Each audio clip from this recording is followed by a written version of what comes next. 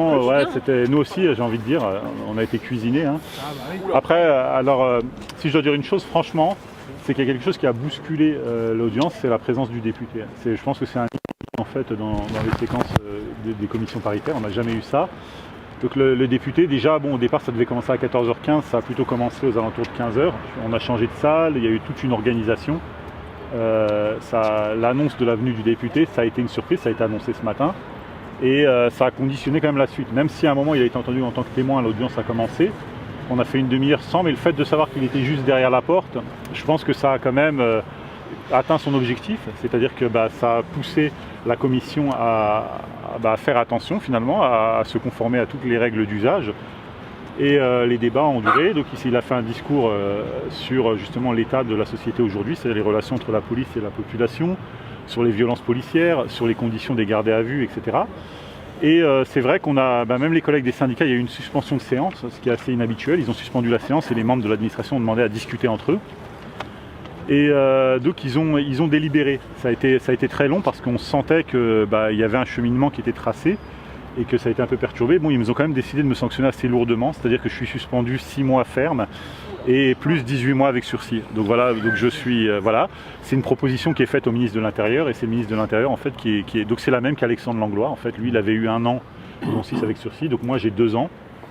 Ce que j'avais plus ou moins prévu, hein, je crois que j'avais fait des interviews où j'avais dit je serais Alexandre Langlois x2, bon je me suis pas trompé.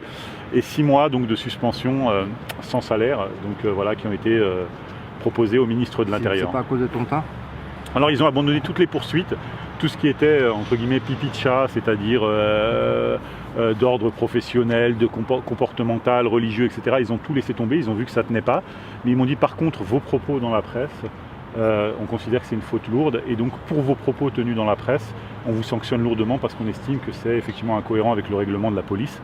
Et donc pour les propos que vous avez tenus, vous êtes sanctionné de la sanction suivante. Et donc ils ont fait la proposition de sanction.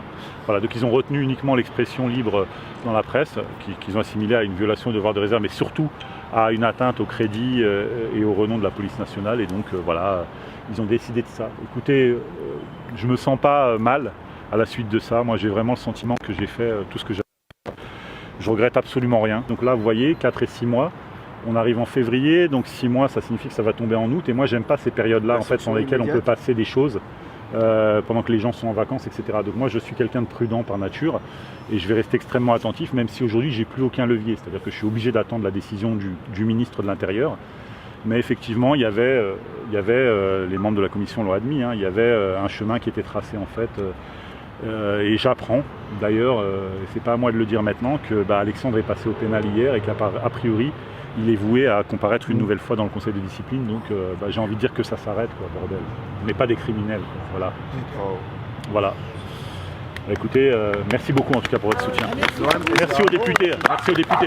Franchement, je vous le dis aujourd'hui parce que je ne l'ai jamais dit, je ne voulais pas le dire avant ma comparution. Moi je suis candidat dans ma ville et je ne voulais pas exploiter justement le contexte politiquement pour dire voilà il se fait de la pub ou quoi que ce soit. Moi dans ma ville j'ai une délégation à la sécurité. Et le chef de file, moi j'ai pas d'étiquette politique, je me suis encarté devant aucun parti, le chef de file est un type de l'UDI. Voilà, donc les gens qui disent ouais, Vigie c'est la France Insoumise, etc., c'est pas vrai. Voilà, aujourd'hui je vous apporte la preuve noir sur blanc, c'est visible, la ville de Mitry Mory. Je suis dans une liste où la tête de liste est UDI, Alexandre a été lui autre chose.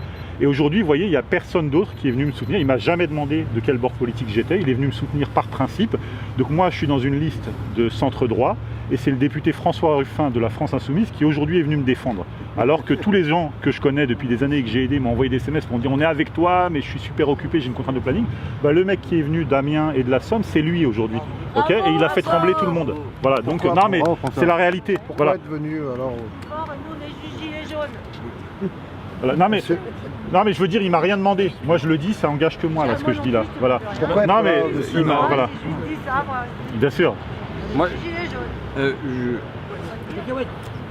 pendant que j'étais dans le couloir, parce que ça durait des plombes, Ouais. au fond, y compris des hauts gradés de la police, ils sont venus me voir en tenue blanche et tout ça, des officiers.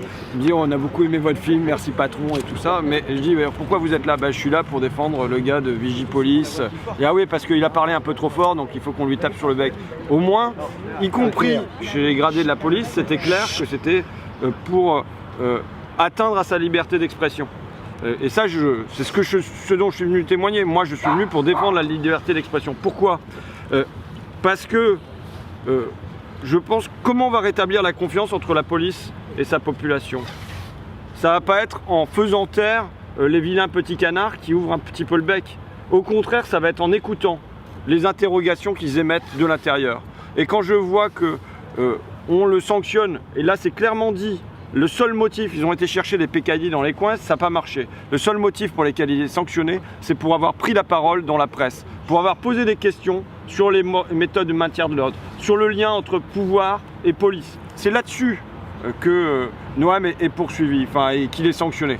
Et je pense que si demain on veut rétablir la confiance entre la police et la population, c'est pas en faisant taire les voix dissidentes à l'intérieur de l'institution, mais c'est au contraire en les écoutant.